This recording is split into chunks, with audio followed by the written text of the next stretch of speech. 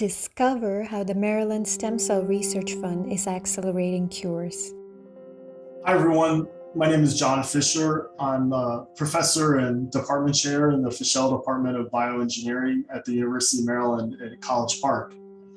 I've been at College Park now for 18 years, and my work broadly focuses on the areas of tissue engineering or regenerative medicine.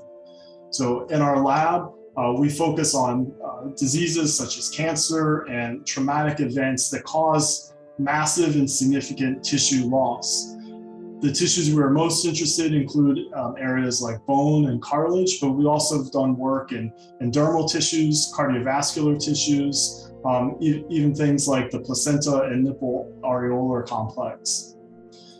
Our work focuses on building these tissues within the laboratory as replacement or engineered tissues that can be put into a person after the tissue loss. So we look at building them in the laboratory as well as building culture systems that help grow these tissues in the laboratory.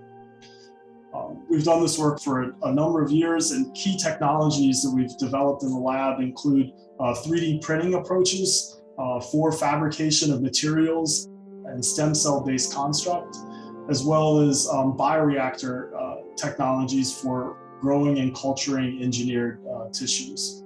The emerging areas of printing, 3D printing and bioprinting really have a lot of power to try to replicate the complexity that we see in native tissue. We've been very fortunate over a number of years to receive support from the Maryland Stem Cell Research Fund.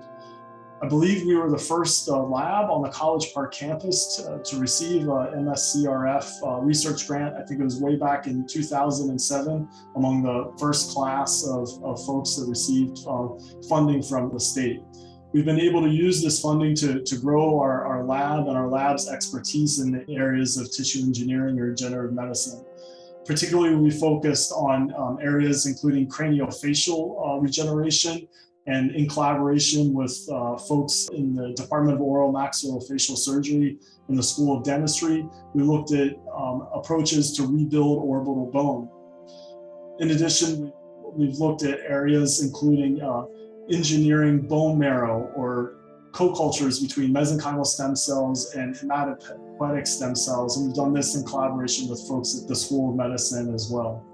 I think without the work that our lab has accomplished, as well as our colleagues throughout the country, we're really limiting the ability to think about the replacement and regeneration of lost tissues.